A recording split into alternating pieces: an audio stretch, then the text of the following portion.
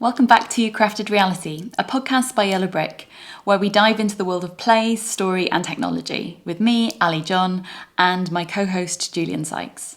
This month we chat with Laura Jeffs, a theatre maker, performer and workshop facilitator with a passion for devising, comedy, movement and improvisation. Laura is also one half of Flossy and Boo, the Boo half, a South Wales-based theatre company known for creating interactive work that sees the world from an unconventional point of view. In this episode, we talk with her about her creative process, the world of interactive theatre, her love for Dungeons and Dragons and world building, and her recent collaboration with Yellow on Chronicles the Unknown, where RPG meets theatre. And before we jump into the episode, just a quick reminder about our Patreon. We have revamped the page with 3 new tiers. First of all, we've got the Tiny Treat tier, just a fun tier where you can buy Bobby Dog a sausage. I mean, who wouldn't? That little adorable tiny dog child. The second tier is the Spark tier, where you'll get early access, behind the scenes updates, and a sneak peek of what's coming up next. And finally, the last tier, the Flame tier, where you'll be part of our inner circle, with exclusive extras, unreleased content, and invites to events and previews. If that sounds like your thing, then head to our Patreon page. The link is in the show notes. All of your support will be very much appreciated. Now let's get into the episode.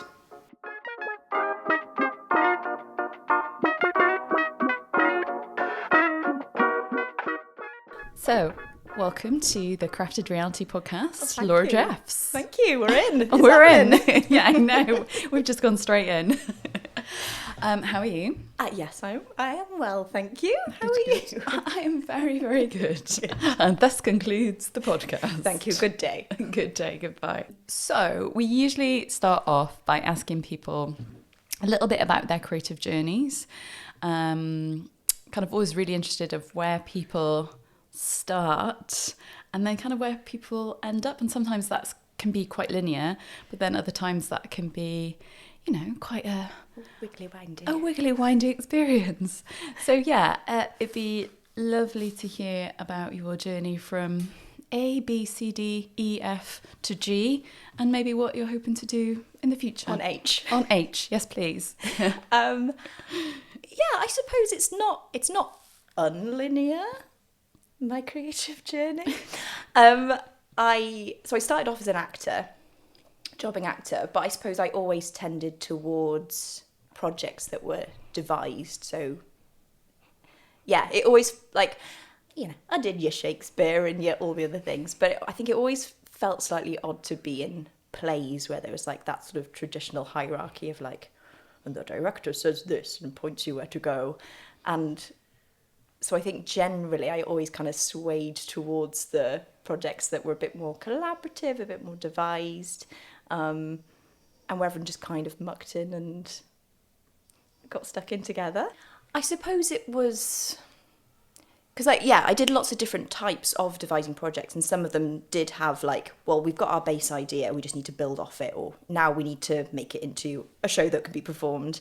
To other ones it was an R&D of like, here's a concept, and now we're in a room for 2 weeks, let's see what happens. So it was the whole gamut, really. I think I really like seeing how things work and how things are kind of built from the ground up. So I think as an element of, if it's a really finalised script and a director has come in and they've been doing however many weeks of prep and they've got a really clear idea of what they want, I think then there's only a sort of a finite amount of creativity that the performer has. And that might just be me not being a good performer and bringing in enough creativity. But I think, like, even during sort of more straight plays that I did, I always really liked watching other people rehearse and seeing how they approached it and stuff. So I think I just really liked seeing the kind of like mechanics and the inner workings of it all. So I think probably with the devising, it was being part of kind of building up some of those ways of working and feeling, it made me feel more in the project, like more part of it rather than sort of, and then the last thing to come in is the actors who literally say it all out loud so people can see it and hear it.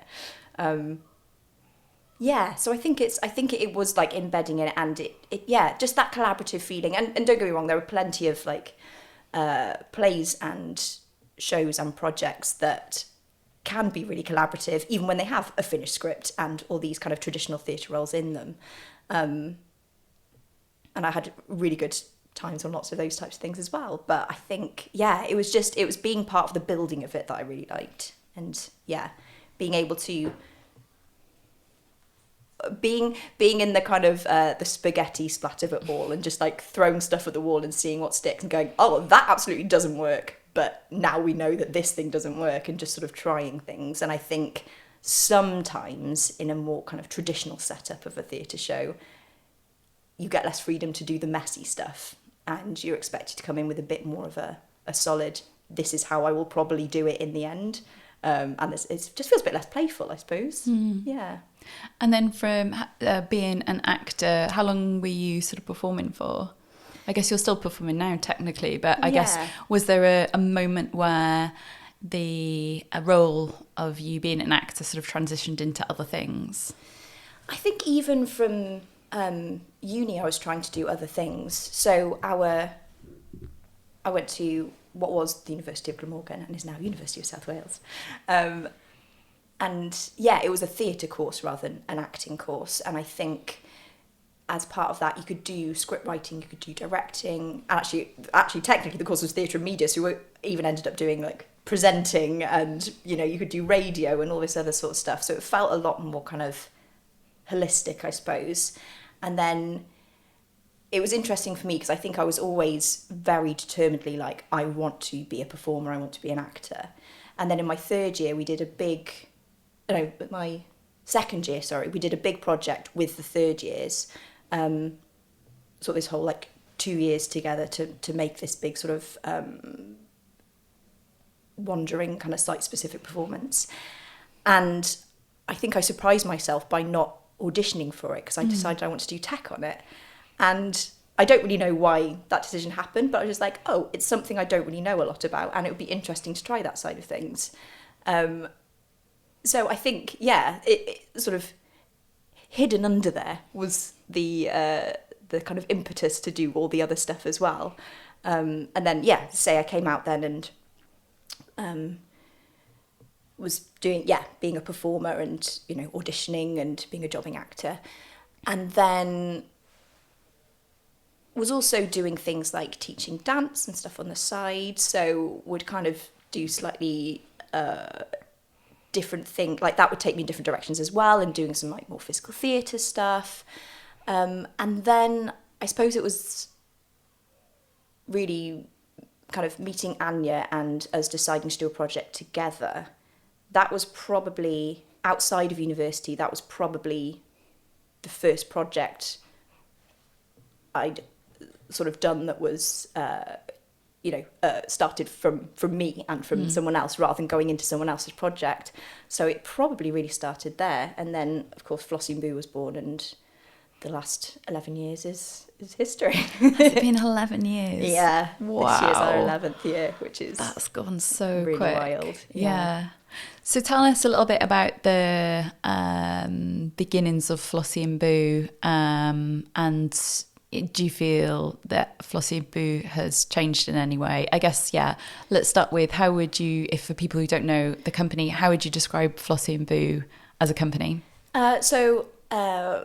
We make, I suppose, interactive and imaginative work. A lot of our work is focused towards family audiences, so suitable for all ages.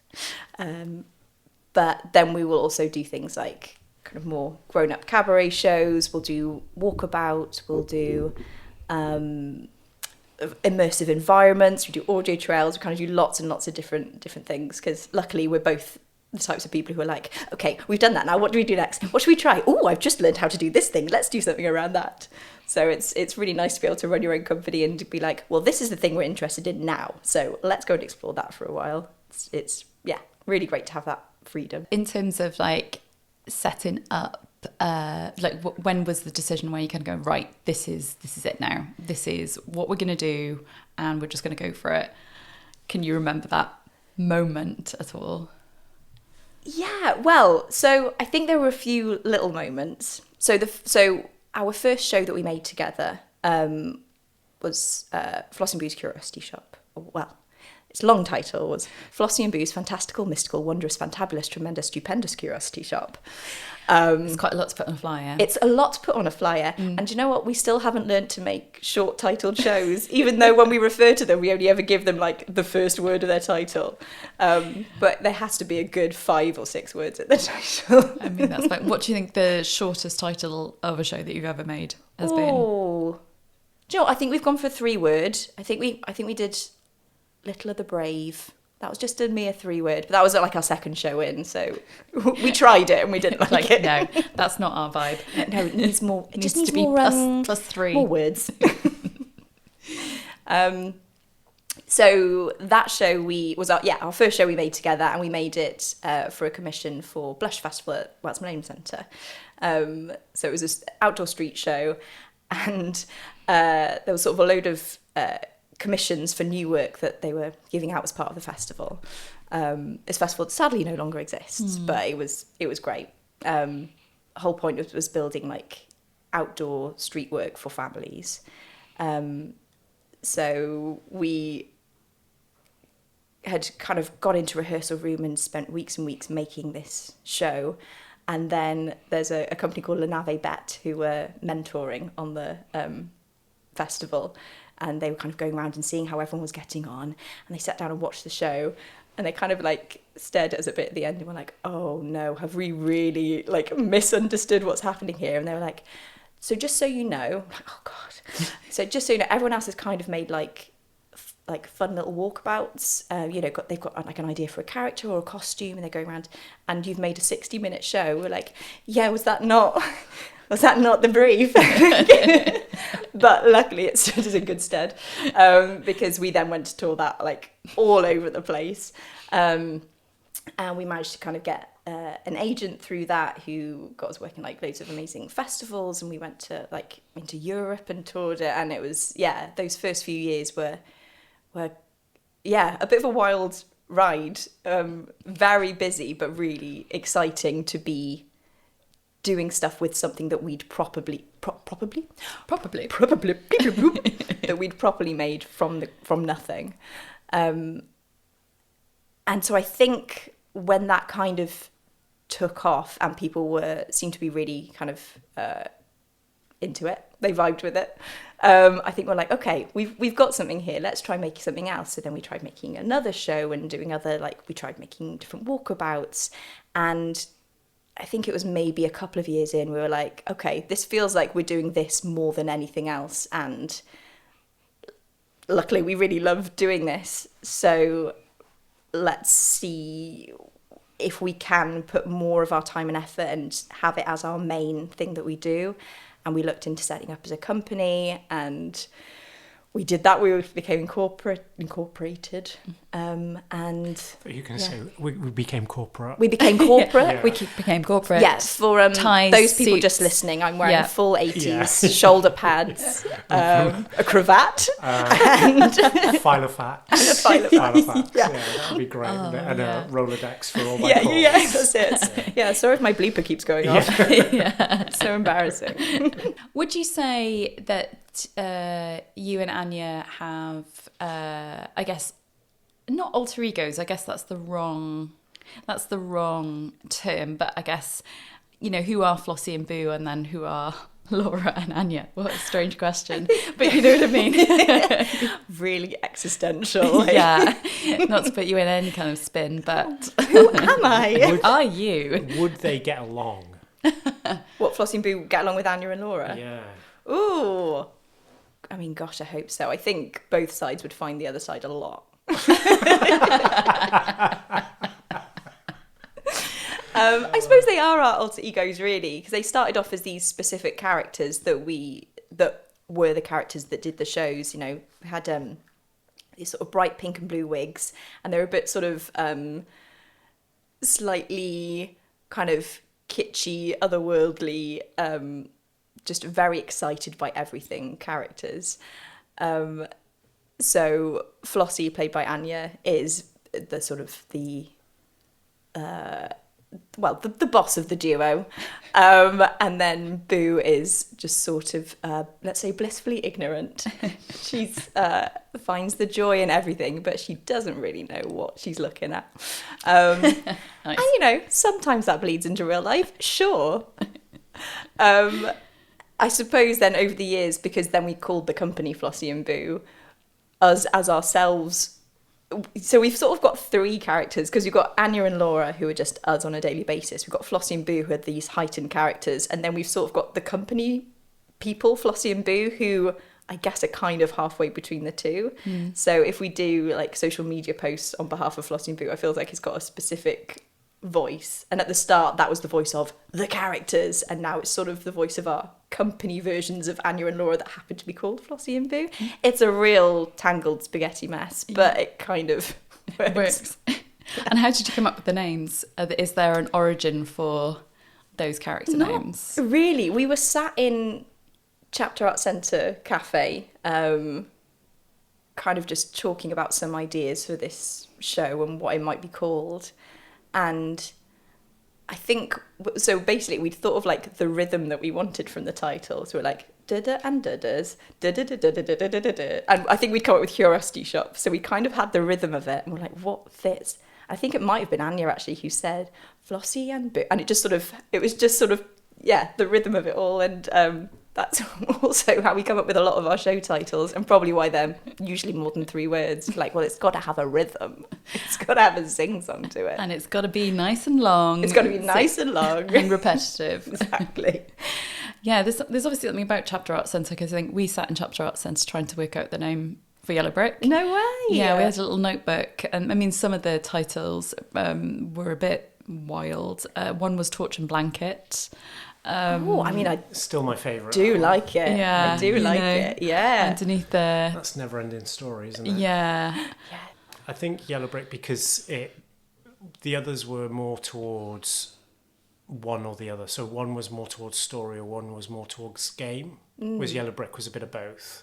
Yellow Brick Road for story, and then it potentially could be a Lego brick as well. So you've kind of got a little bit of both, or hinting at both.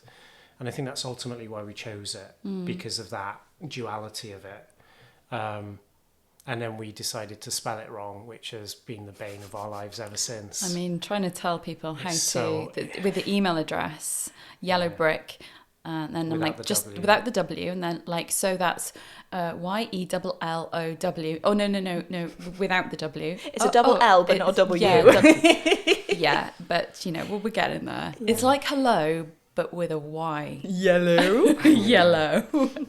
So in terms of the style of work, so it's kind of very cabaret influenced, sometimes kind of slightly kind of absurd, and kind of like, this sort of joy of seeing things for the first time almost. Where do you get your inspiration from for your shows? Kind of everywhere and anywhere, really. Sometimes it will be just a funny character name, and that'll sort of be it. That'll spark off a whole world and story. Sometimes it will be like a conversation we've had with someone. It's a very vague answer, but it literally like has been anything in the past. I think I'm trying to think of some of the shows we've done and where they've come from. So our first one, The Curiosity Shop, we saw a commission for Boomtown Festival, and they were wanting to commission acts who were to do with like being traders, because obviously Boomtown is set up as this like sort of immersive town. So the whole point was you're traders. So we kind of started riffing off that, and we're like, okay, well, what would be a fun thing to trade? Oh, what if we were selling stories and jokes and poems and songs? Well, what would be a fun thing to trade for that? So it was sort of, that kind of is where that grew out of. So the idea is that then these two kind of weird and wonderful characters have got this travelling curiosity shop covered in weird trinkets, and each trinket has this whole story behind it of one of their adventures that they've gone on. I think that's also where the kind of interaction bit of it started, that idea of trading something for something else. So what were we asking from the audience in order to sort of reward them with a tall tale? So that kind of came from just a commission that we saw out and about. Some of them have come from kind of a personal thing that's happened. So like Little of the Brave, we happen to be talking about like being young and being a child and not necessarily understanding grief. And so we're like, okay, what would be, if we were young, what would be a interesting, engaging, and I suppose fun way to explore what grief and loss is and what that looks like for a child. So it kind of came from that, and that was just our own kind of personal conversations we're having. Then things like just after lockdown, we did The Great Adventure of Olive and Ira, which was an audio trail around Park Cwmdarren. And that was very much coming from, okay, people can't go and sit in a theatre. Right, let's do something out and about. Right, it's in nature. Okay, it's around a park. What can the story be? Right, people are trying to be park rangers and they can go around in their own family bubbles. And it kind of came out of, that was more of like the logistics, necessity side of it. So yeah, literally kind of anything and everything. And to say, sometimes it's just, this is a funny word we found. Which I love. You know, is also a way. It's legitimate. Absolutely. And are you by default making work that's in the same world? Oh, like the Flossy and Boo cinematic universe. Yeah. Like, have you got effectively a shortcut already? Because there are indirectly rules that apply. Oh, that's a really interesting question. I think they're not overtly all part of the same world. They're all a world that's sort of slightly similar to this one, but a bit more magical, a bit more heightened. And actually, we started doing little things like dropping Easter eggs in for our shows from some of our other shows or stories. So I suppose technically they could be part of the same world, but we never go in thinking like, this is the world, these are the rules, we have to stick by them. It's always kind of character and story first, and then the world kind of, I suppose builds around that.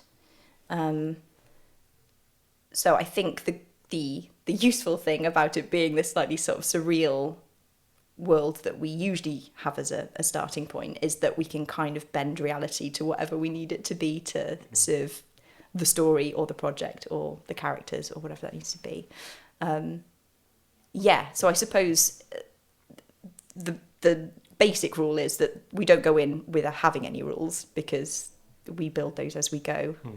Do you build from kind of character and story first, and then sort of outwards the world kind of grows from, I guess, the experience of the character and the story? Is that sort of how it works? And then everything else kind of grows from there? And do you find that through mainly improvisation when you're starting to kind of, I guess, explore that, the character element of it or the story element of it? Yeah, I suppose that's probably sort of with a general brush, that's probably how it works. I think quite often we'll have an idea for... so I suppose when we start off a project, we'll have an idea of the concept of what it is. So that's either an idea we want to explore or a type of story we want to explore or a type of character we want to explore. So we'll have that kind of core concept. And then it's just about getting into a space, and it's either through improvising or through some games or even just through some like chats and eating biscuits, or kind of bounce ideas around until something feels like it drops into place and like, oh yeah, that feels like that works and that serves the thing we're trying to do.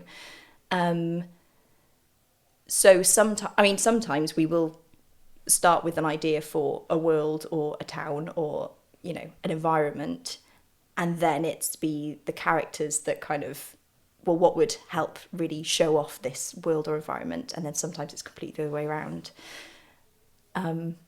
I don't think I'm answering your question. No, you absolutely are. Yeah, you absolutely are. I guess it's sort of like it's interesting to know sort of like some people always start with character, don't they? And then some people always start with story, or people think about the world first and that's always the anchor. It's sort of interesting to, maybe, you know, and then it can be really fluid kind of for many other projects. What those anchor points are. I think often it's, I mean, I'm not saying this is the only way, but I think often it can be a good explanation, I guess, is how someone would paint. So if you think of someone like Rembrandt, he kind of built up the background and he was slowly focusing to focus, like it became more and more detailed. So there was the background, there was the shape, there was a general shape, there was kind of like light, dark. Then, details came into the kind of portraits. And then I guess you've got some people who are doing ultra realistic painting now, where they're almost like literally doing a centimetre square to finish, and then they move on to finish.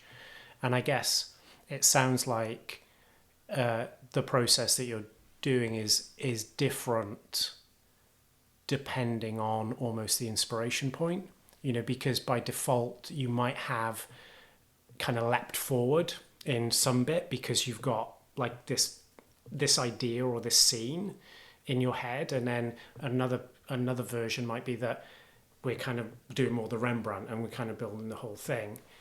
And I guess the reason we ask that is, I guess we've spoken about this with a few people, and I think we also have that kind of two duality of kind of different things depending on it. And you can, if you're making a game, you can fast forward and jump sometimes to certain scenes that you want that person to experience, like that hero moment.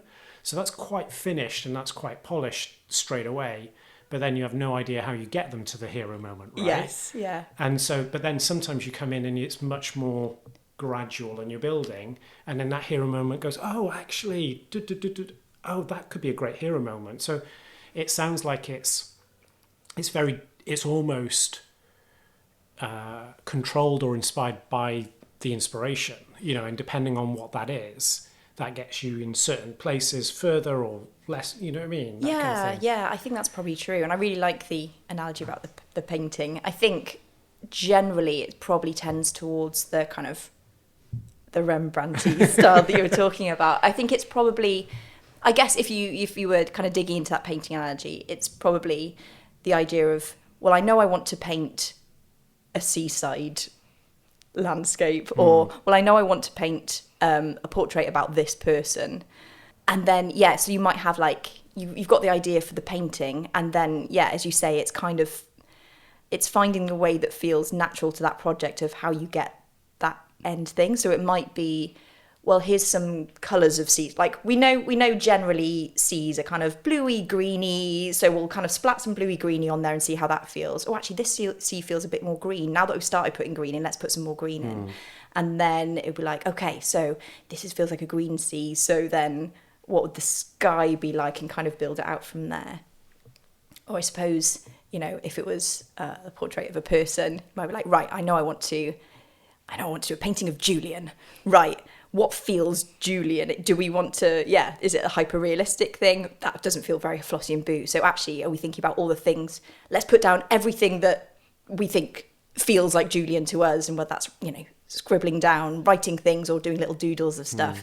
Right, okay, and now is that kind of shaping into a portrait? Yeah. So it's, I suppose to kind of go back to an earlier answer, it's a bit more of like, throw all the paint at the wall and then find the shapes that make sense within it. What that value is from, or what those shared values of that thing are in some respects. And kind of knowing the that inspiration point, as you say, or knowing the overall thing we want to create. And sometimes that's, as I say, like a character explanation or a particular story. Sometimes it's, we really want to create this kind of thing for the audience. What's the best way to do that? And I guess going off that initial example of Boomtown, it often depends on that, I guess, requirement, in terms of some of those things are already decided. And so you're shortcutting to those bits anyway. And then often when it's your kind of work, I mean, it's a bit of a pain really, because it can be anything. It's that requirements really do help. I think also sometimes maybe when it's your work, but sometimes when it's, half of it's given from something else, I often find that it's a little bit easier to make decisions. You've been given parameters at least to work within, haven't you? Yeah. And I feel like you can judge them more. Whereas I guess you could always move the parameters with your work, if it's truly yours. I don't know if that's, sometimes I feel like that. And I maybe it's more of maybe it's not all the time, but maybe it's certain times of the project and things. You can always go, oh, well, we'll just take another week. Yeah. Or we'll do that. And that might be great. But then it could equally just be you just kind of not making a decision. Yeah. I don't know. With commissions and given parameters, there's more structure to it. Whereas when it's your own work from your own mind or thinking, it kind of lays you bare a little bit. You know what I mean? It kind of feels more exposing. Not in a bad way, but, it is very much... Yeah, I kind of understand what you're saying. It's more of you within those projects, maybe. I suppose it's a bit like if you run a workshop and you've got a group of people and you want them to make something by the end of the workshop. It's a lot easier to say, okay, I want you all to think about a scene that's around this kind of thing. I want you to do a scene about soup. Go. Rather than going, okay, go and make something. Yeah. And everyone goes, too much. Yeah. Yeah, I think that's definitely a reality. I think something that's sort of kind of accidentally inbuilt in Flossy and Boo is that because we're project funded, even if the idea is our own, we usually give ourselves like an end point to get to. So if we have an idea for a project, then we will be like, right, okay, so we know we want to, let's say, tour this in February half term next year. So we've got that end goal. It has to all be done and made and created by then. We are selling it to theatres or venues or parks or whatever it is.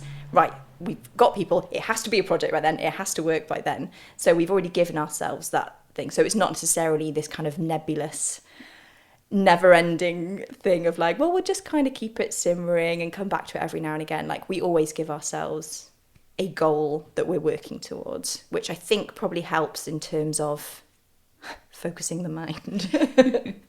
And I think over the years we've got quite good, because just starting out of necessity and now is just probably our way of working, we are quite kind of quick on our feet in terms of like thinking of ideas and establishing stuff and chucking stuff around and sort of noticing fairly quickly like, okay, that thing doesn't work, that's fine, keep it on the back burner, maybe it come back in another project, maybe it'll disappear forever in a bin, who knows. But that's not for this project, get rid of it, chuck. We almost give ourselves those parameters, if that makes sense, of like, well, we know it has to be finished and made by then, go.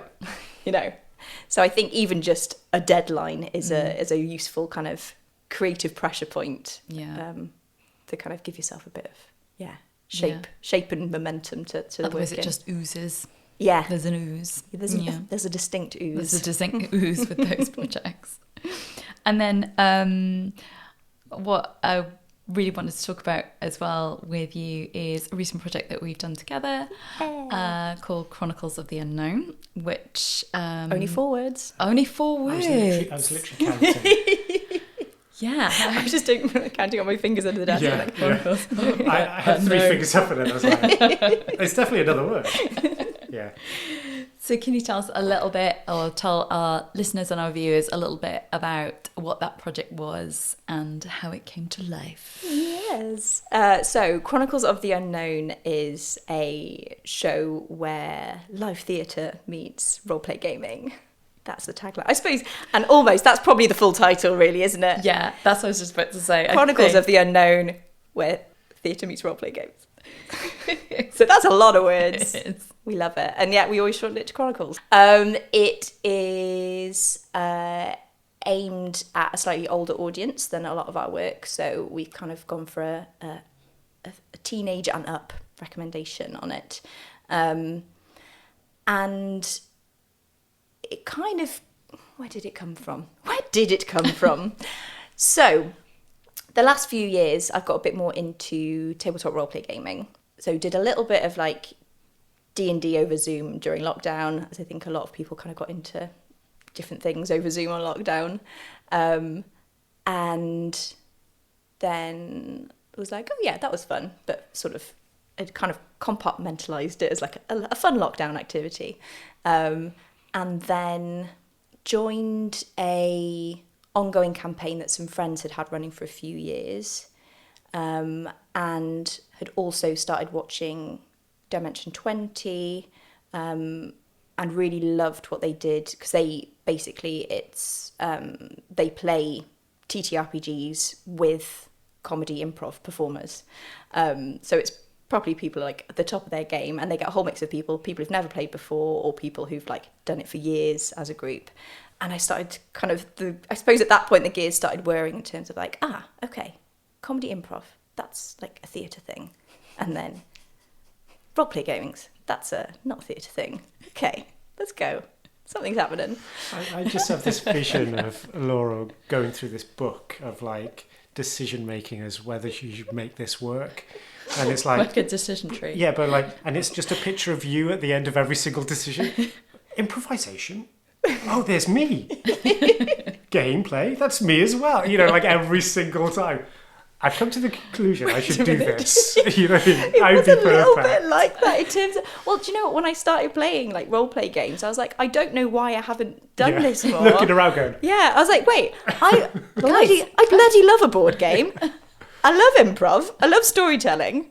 Here's a thing that combines all of them. If I can add live theatre into it as well, dream. Chapter art centre with a coffee. Yeah. Just telling people about something that's been established for 40 years. And she's like, have you heard of Dungeons and Dragons? Silly name, D&D but anyway. for short. Yeah. 3 words. I was shocked as well, because it should be longer. Yeah. I mean, it was kind of a bit like that. I was like, oh. And then I, sort of delved a bit more into it, and I was listening to like a podcast called Worlds Beyond Number, which was this, like a collaborative storytelling podcast using D&D mechanics. I was like, interesting. And so it was all kind of like swirling around in there. And also started a brand new campaign from the start with friends of the podcast, Tobias Weatherburn and Danny Muir. Oh, lovely friends of the podcast. Lovely friends of the podcast. Shout out. Friend of the pod. And of which Tobias' partner, Beck, DMs. And obviously playing with theatre-y, artistic people, I mean, it's a good laugh anyway, and they're silly, silly boys. So it's very good fun. And I was just like, okay. It feels like there's a something to be explored here. And I kind of had a little look around, and people were doing live Dungeons and Dragons, but it was very much this like high fantasy thing. And I found that when I was talking to people who hadn't really done much roleplay gaming, the thing that they were like, oh, like Dungeons and Dragons, yeah, like you dress as a wizard and then you play a game. And I was like, well, it's not quite like that. But also, like, there's so much more to it. And the more I delved into it, the more I was like, this is a really like fascinating, like full and vibrant community. Like there's so many roleplay games out there that do like huge, wonderful different things. At the time Anya was on maternity leave, so I was kind of running the company for a year, and I was like, well, look, let's just try a thing. And then you, Ali, immediately jumped into my head. Thank you very much. I was like, who is a really great person who knows about gaming and playing with audiences and stories and world building? I was like, well, one Miss Alison John. Hello. Hello. So yeah, I kind of brain splurged at you for a bit, and I was like, is this a something? And you're like, it could be, maybe it's a something. Let's R&D it and find out. So yeah, then we had a bit of a play around, and we did a mix of research and bringing in performers and artists, and played around with some ideas. We did loads of workshops with young people around South Wales, and because I think one thing that I also thought was interesting about this sort of community of roleplay gaming is, well, it's having a massive resurgence at the moment anyway, but particularly with teenagers, I think it's such a fascinating and interesting tool to be able to safely explore facets of identity in a really kind of nice, like a safe environment where there aren't any real world consequences. You can, if you're thinking about your gender at the moment and considering what that is, you can try playing different genders and seeing how that feels. You can test out having arguments that is not real, but you can kind of find that way of conflict. And yeah, it's really interesting. And there's lots of people who are doing incredible things with teenagers and roleplay gaming around South Wales and beyond. And so I thought, okay, that's another like from the role play gaming, that's interesting to think about teenage and up, and then from theatre, it's interesting, I think, to think about teenage and up, because there isn't much theatre that's aimed at that age group. You have like your family friendly stuff, or you have your definite adult stuff. So, hey, while we're trying stuff out, let's try it all. So yeah, we went to do workshops with loads of teenagers and young people, kind of explored the types of stories, environments, characters, games, pop culture that they were interested in at the moment, and we're thinking, right, okay, so what ways can we then feed this back into the project? So yeah, it was a big old, I was going to say big old R and big old D, but you know what I mean. Yeah, and then Annie came back from maternity leave, and we kind of chatted it through, and we're like, hey, let's just go for some grant funding and try and make it a performance and actually tour it around and see what happens and see how audiences react. So that's what we did. In terms of the approach for that, so in the second part of the R&D, I remember we spent a bit of time fleshing out kind of, I suppose, the world to a degree at that point, wasn't it? That's sort of where we started. We knew from the workshops that we'd done in the previous R&D that sort of steampunk kept coming up quite a lot. Yeah, it's a that kind sort of slightly genre. Dystopian sort of environments. I guess you get a lot in like YA novels and stuff, right? So yeah. So we knew that was where, I guess, a lot of the stuff would sort of sit. That's where we started, and then we had in our first R&D some really interesting ideas of characters and sort of the roles that they'd play, and again that sort of really helped shape, you know, how many actors are we going to have and what would this necessarily kind of look like and feel like, and I suppose we knew that at some points the audience interaction was really, really quite key for this project. So I don't know if you want to talk a little bit about how we came to understand and decide how interaction within this space would work, because I think that was one of the most difficult things, isn't it? To get the balance right, isn't it? Yes. Of how much is too much or how little, you know, is too little, and then it becomes more of just like a theatre show. Yeah, and it feels a bit more tokenistic. And yeah. I think I think right from the start I was thinking, so even when the project was kind of just percolating in its very early stages, I was thinking about, right, what's the thing about like Flossy and Boo theatre shows that I love, what's the thing about like role play gaming that I love, what's all this sort of stuff, and it kind of in its essence is that collaborative storytelling. So Flossy and Boo shows have always had elements of some element of interaction. Sometimes it's they decide everything, and sometimes it's they can influence certain points of the story or decide the order of the show or whatever it is, but they have some sort of sway over the show that they see. So I knew it really felt like this collaborative storytelling should be at the heart of it, and therefore the audiences needed to be a part of it in some way. And I think, you know, that felt really right for the Flossy and Boo performance side of things. It felt really right for, you know, working with Yellow Brick. It felt really right for working with the medium of role-play games as well. I think it was really interesting to try and work out how that actually, in reality, would work, and how much influence the audience could have and still make it a manageable show. Because, we know, well, it's got to end at this time because we get kicked out of the theatre. So it's got to be enough of performers being able to have sway over the story. It's got to be enough of the audience having sway over the story, but in a really manageable way. So I think, so some of the ways that we did that, we had a spinning roulette wheel, which landed on either vote or game, and then the audience could either vote on what happened next, or volunteers could come up and play a game, and then they could help or hinder. Some catchy tunes.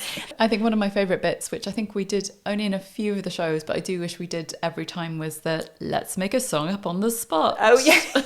Yeah. And do that not only with just the actors on stage, but also the audience. Get the audience to join in. I think that is what I really found joy in this show was that everyone was putting everyone in the shit, and that was such a happy place to be in that I could throw curveballs to the performers could throw curveballs to the audience could throw curveballs at all of us, and it felt so like playful and fun to be in that of like we're all just we're all playing together, and at the end of it we'll have a story that hasn't been told before and will never be told again because it's purely happened because of those people in that space on that night, which was really, really fun. Yeah. And you'd come up with a sort of mechanic, I suppose, borrowed from or influenced by tabletop role-playing games in terms of literally rolling a dice and that having an effect on character, not powers, but character actions. Abilities, yeah. I think there were certain things that it felt like if you were saying it was a mix of theatre and role-play gaming, it felt like there were certain things you have to have in there. Not that all role-play games have dice rolls, but it feels like the sort of like quintessential thing that people know about role-play gaming, right? So it felt like you've got to have dice rolls in there. Otherwise, what's the point? So we had certain moments where the character, one of our performers would say, right, I'm going to try and attempt this thing, and then they'd roll a certain number of dice to see how successful it'd be at that moment. And even just having the audience join in on being able to roll those dice felt like a really fun, easy and not scary way of having them interact and be part of it, because of course you've got no control over what the dice lands on, but the idea of you rolling it and then that having an effect on the story is just, if that was a really fun way to do it. And actually some of the people who were really like, oh, I don't really want to be interacted with, were totally up for rolling a dice. So even if they didn't want to get up on stage, they were like, I'll happily throw a dice at you. That is some fine. Keen dice rollers in the audiences, like really keen. And just to say, these weren't like under small dices. Small dice, not dices. Sorry, dice. They was a kind of really big foam dice that everybody could kind of see from quite afar. So that also was kind of quite fun. Like it's almost like unleashing a little bit of chaos onto the stage from the audience, which is in a safe way. Of course, but you're literally throwing something at the actors, which is always fun, without anybody getting hurt. Caveat. Risk assessments. Risk assessments. And then in terms of the structure of the show, we spent a little bit of time, as we said before, kind of like building this world, and it was kind of quite detailed in the end. Yeah. We created this, what we were calling like a wiki, almost like a wiki page. So going through things like the different locations, the types of people who live there, the different classes, the governance. Yeah. So we'd kind of created that. So that was kind of really quite rich in texture. And then there was kind of some knowns before we went into the rehearsal room with the actors. So we knew the world, we knew kind of literally the map of the world, but we didn't necessarily know maybe the characters and who was going to be within the space. But I think maybe by that point we knew that the actors that would be within the story would have some kind of investigative kind of role, didn't we? And then we knew that also there would be a games master, which you played, that would sort of hold everything together. So games master, narrator being the anchor point throughout, but then everything else was sort of really left to the rehearsal room, really, wasn't it? Yeah, and then up to the performance.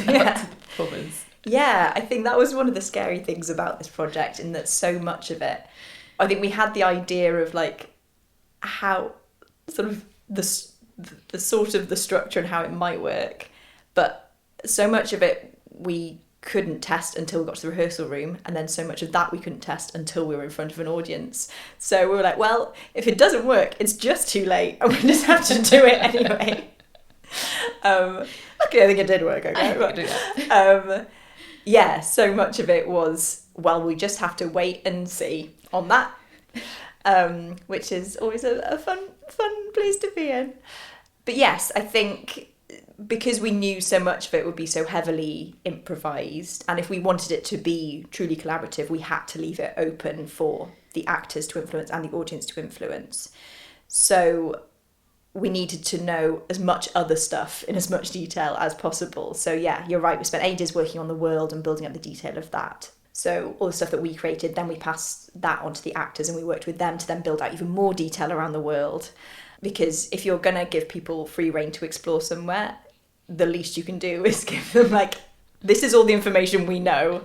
Everything else we'll find out as we go.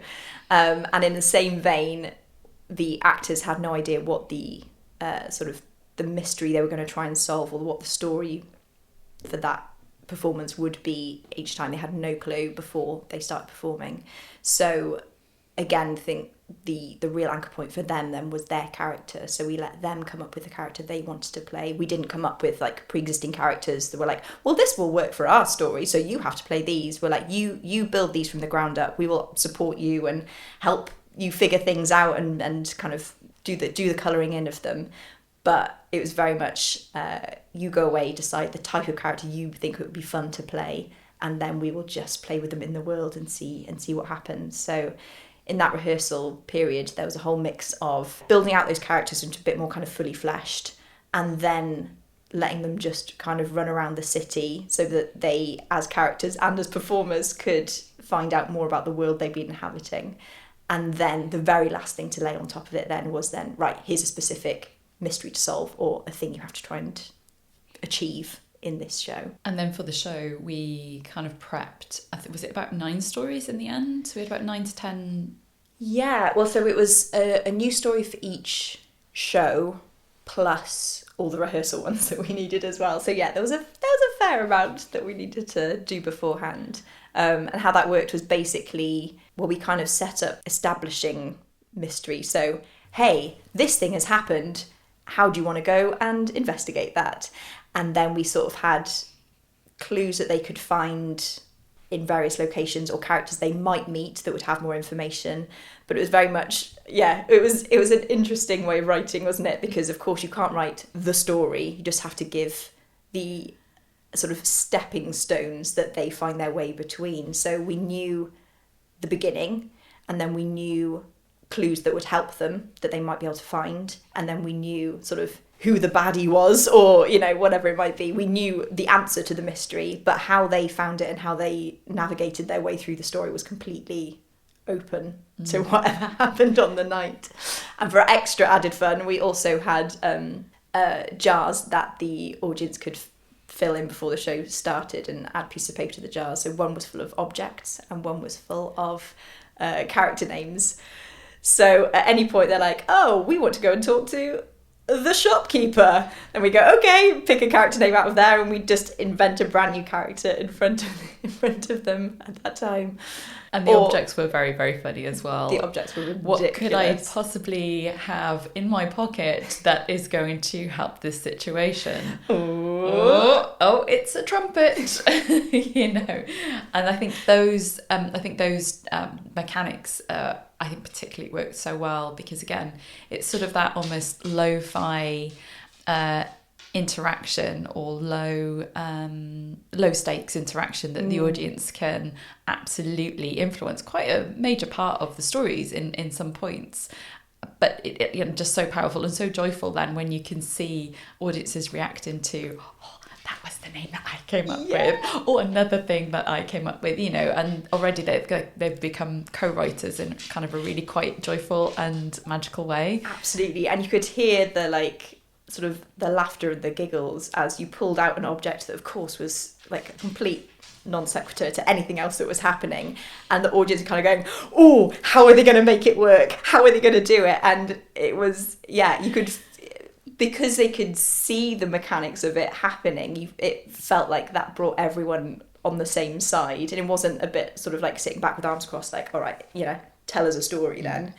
It was right, oh, I gave them that because I knew it would be like funny or difficult, or now let's see what they're going to do. And it really was. It was so funny and so joyful. And that. What do you think the challenges are in creating that piece of work? Like timing. It was the timing. Timing. It was the timing of it, Ali. Timing. Yeah, so we knew we had a maximum of 90 minutes to make a story work, and that included a short interval. And what really made it a challenge for the timing was when I forgot to start the timer at the beginning, so I didn't know. And I'd constantly forget. even though I knew it would throw everything off and it would be an absolute nightmare for me in the show, I just wouldn't start the timer at the beginning. Yeah, so we'd beforehand, we'd kind of chatted about, again, the loose structure and like, right, we know we need to be, we know the beginning kind of explanation needs to be around this amount of time and not too much longer than that. Otherwise, we haven't got time for the story. And we know we need an interval around this kind of point. And yeah, so we sort of had these loose timings in there. But yeah, of course, by the time you're in an improvised space and people are having fun and you want to give people space and time to just have those jokes and build up story and ideas, it's really hard to go, right, no, stop now. Yeah, we have to move on. Stop it. Everybody's having a good time, but we shift on. But we simply have to go. Yeah. So yeah, that was, and also as a person, timing is not my forte anyway. So now she says, yeah. post event, yeah, like, oh no, it'll be fine. Oh my god, it'll be totally fine. Yeah, no, I'm not. It's not naturally inbuilt in me to keep an eye on a clock. So that was a really good. Important challenge for me to have completed. No, but I mean, at the top of the show, we announced we have 90 minutes to tell the story. So again, it's sort of another game. Like the audience are in on. We're not trying to hide anything. We're not trying to, sort of slickly do things and we're like, oh yeah, and then suddenly this thing happens. Like, no, they know we've got this amount of time to tell it. That's, we're all in on it. You're seeing the Wizard of Oz, man behind the curtain in all of it, right? Yeah. And where things unravel and go wrong in a really fun way, or sometimes where you can, somebody, as you were saying, dropping people in the shit, and you can see that actor kind of going, how am I going to do this? And you can literally see those cogs turning. And I think that's what's so sort of joyful, that there's this perfection in this imperfection, and it's messy and chaotic, but then also kind of really structured. And it was just kind of quite interesting to, because I wasn't in it, I just came to see the shows when it was running, and it was just kind of interesting to see it become almost like quite a well-oiled machine by the end of the period of shows as well, because it is sort of training that that kind of nuance within the performance, or within how you guys work together as actors, and how then you knew when to draw more on the audience or when to kind of like pull away. It's kind of really quite interesting to see that whole development. But as you said, it's such a difficult one to rehearse, because there are X amount of knowns, but then you have to allow that space, don't you, for the unknowns, because that's where the joy and the magic of it and the uniqueness of it lies. Yes. And even just things like, well, you don't know how long it's going to take to for an audience member to play a particular game. Like, we know we've specifically chosen quite quick fire games that don't take a lot of explanation, but it's live theatre, baby. I was saying to you before we started recording, actually, some of the feedback we got back about the performance, really, really lovely positive feedback, which is great. And most people, their main sort of improvement feedback was, we'd love more of it. We want more time. We want to spend more time with these characters in this world, and we want more time to be able to play and do more games and all sort of stuff. So yeah, it would be lovely to find a way of making it longer, because I think there's a lot more stuff that we can play with and give more time to if we had longer in a performance running time as well. So watch this space for futures of Chronicles of the Unknown. It'd be very exciting. So you were talking earlier on about D&D stuff. You've got a couple of campaigns going on. So tell us a little bit about them.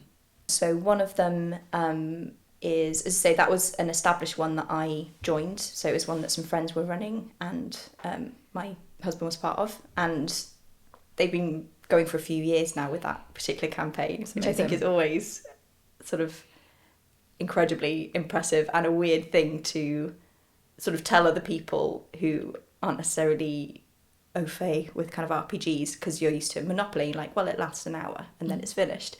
We're like, oh, so how long have we been playing for? Oh, it's been going for 8 years, it's kind of a weird thing to get your head around. But they all started, and none of them had ever played D&D or anything like that before. And they were like, well, it's fun, let's give it a go. They sort of come from kind of, I suppose, film and story backgrounds. So they were like, well, this feels like a fun storytelling thing we can do together. So they kind of started and learnt as they went. And then, I joined last year, the year before, something like that, a couple of years ago. So that was quite interesting, joining an already established group and kind of trying to fit in with the dynamics that are already going on there, and to bring in a new character and be like, hi, I'm here too. Do you have a long character name? Oh, do you know what? It's not. None of my character names are long. Oh, God. Isn't that interesting? Although, that particular character, I play 4 characters in one. Okay. When she gets too stressed, she just changes personality. So, not a long name, but a long list character. of characters. a lot of personalities. Yeah, a long personality. And then the other campaign, actually, we just started a new one. So we did one which is very sort of more traditional kind of D&D stuff, which was really good fun. And again, a lot of that was just us working out how ridiculous we could be as a group. And then we've just started one which is sort of D&D in space, which is really good fun. We haven't played many of this campaign so far, but already there's this giant space hamster involved. Oh my God, that sounds amazing. Yeah, it's a good ride. It's a wild ride. Wild ride. And I guess we touched on this earlier really briefly. Why do you think there has been a resurgence in the last few years around kind of D&D or, role-playing games or tabletop role-playing games? Where do you think that's come from? I think it's a mix of things. I don't really know... I don't think I know why more people started playing, as in like got into it in the first place. But I think it has been this really interesting kind of convergence of things like lockdown and post-lockdown, where so things that you could play online with people, and then post-lockdown wanting to be around a table with people and get that connection back. And finding a way of regularly meeting with your friends, which as an adult is no mean feat. I think there's also, obviously, with it like D&D popping up in Stranger Things, I think it kind of came back into the public sphere a bit with that. You've then got these now quite famous actual play, things like Critical Role and Dimension 20, and suddenly you've got, professional voiceover artists playing it in front of you, or professional improvisers playing it, and you can watch them just be absolutely at the top of their game and going, oh great, what an amazing thing to be able to do and watch and be part of. With this, like with the last, whatever it is, 10 years or so, a big huge push towards people who've previously not had much of a voice publicly, or privately I suppose, but in the public sphere. I think it's such a interesting and brilliant way for people to test things out, try being different people, it's being the hero of a story, right? So I think people who have historically been really marginalised suddenly can find themselves in a sphere where they are the protagonist, they are the hero, they are saving the day, when actually historically in media, they haven't been able to see that for themselves, and suddenly they're able to do it with people they get on with. Again, it's a safe space, it's a way to do it. And RPGs are doing incredible things. I saw one the other day it taught you sign language as you played. That's amazing. Isn't that amazing? Yeah, like either BSL or ASL, as you played it, you built up this vocabulary of sign language. And it was built by people from the deaf community. I was like, what a brilliant thing. And I just think it's a really beautiful way of people who I think often in life don't get a lot of artistic outlet to be incredibly creative and imaginative and play and find a way of playing that doesn't necessarily have like this very strict win condition. You're just, it's not playing to win, you're playing for the joy of playing, which I think is, when the world's a bin fire, what more beautiful thing is there than to have that, really? in terms of what's next for the future, do you have any upcoming projects that you're excited about, or anything you want to talk about that's sort of bubbling in the background? Yeah, so, well, hopefully there will be more Chronicles coming up. We are, talking with a few people, so keep eyes and ears open for that, because, it was a really fun project. We don't want to let it rest. We want to keep going. But with Flossy and Boo, we've got a really exciting new project, which is kind of slightly the other end of the spectrum for us. This one was like for teenagers and up, and our new project is for under fives.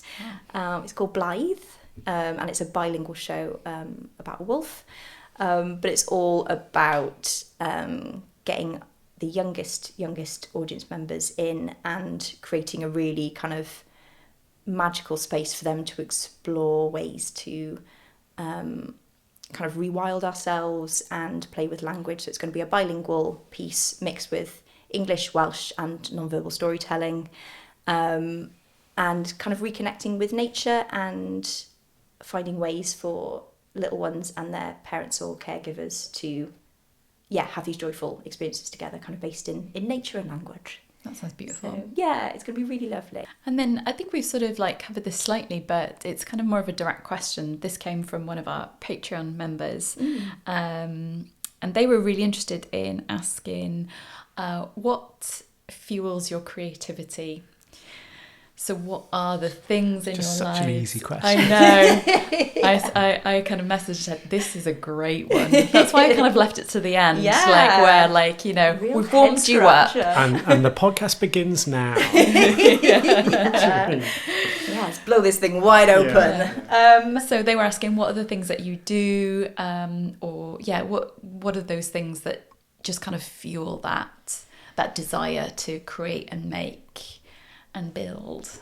Oh gosh, well, so in a similar vague way to when you asked before about like what gives ideas for shows, I think it is a bit of it can kind of come from anywhere. So it's kind of that leaving yourself open to just allowing inspiration to hit in whatever capacity that might be. And again, that can be from, conversations you have with someone. It could be from, a strange character name that comes to you one day. My mother-in-law had a dream where there was a hedgehog called Ichabod, and she told me about it. I was like, well, obviously that's going into a Flossy and Boo show at some point, obviously. I think as well, like for me, so I was talking earlier about like being interested in, kind of watching other people rehearse and watching other people do what they do. I think there is something in watching people be excellent in the thing that they're good at is really inspiring to me. So whether that is, going to see theatre, whether it's watching just excellent TV and going, gosh, that's brilliant acting, or that's incredible editing, or whatever it might be, that made me feel a certain kind of way.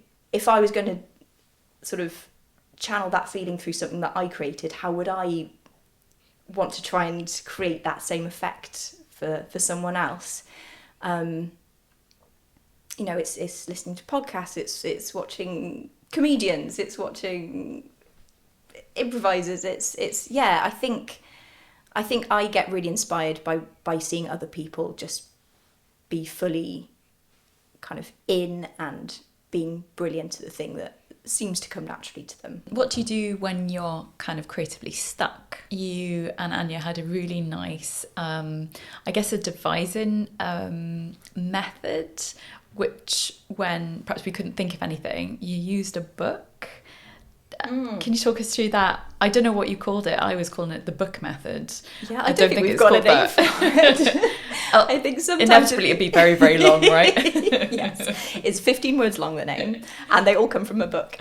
Sometimes I think if you're just like need, let's say, the name for something or the starting point for something, one of you picks a book at random, the other one gives you a page number at random, a line number at random, and a word number at random. You flick through, you find that word, and you go, cabbage. Okay, let's just do a thing about cabbages for a minute, and we'll just see what happens. And sometimes that leads on to gold, and sometimes it gives your brain that break it needs to just have that kind of mental step away and go, oh, but the thing we're actually trying to solve, now I got it. So it can work in so many ways. I think there's also a method we use quite a lot in the devising room, which we were first introduced by Hazel Anderson, who I think she got it from somewhere else, but I'm not sure, called Make It Quick, Make It Shit, which is a brilliant way of getting out of your own head and going, oh my gosh, we need to make a really good thing that audience is going to buy tickets for and venues are going to buy. And sometimes just have to give yourself this quick fire exercise of the whole point is at the end, it's going to be crap. It's going to be rubbish because you've given yourselves 3 minutes to make an entire scene. It's going to be rubbish. That is the point.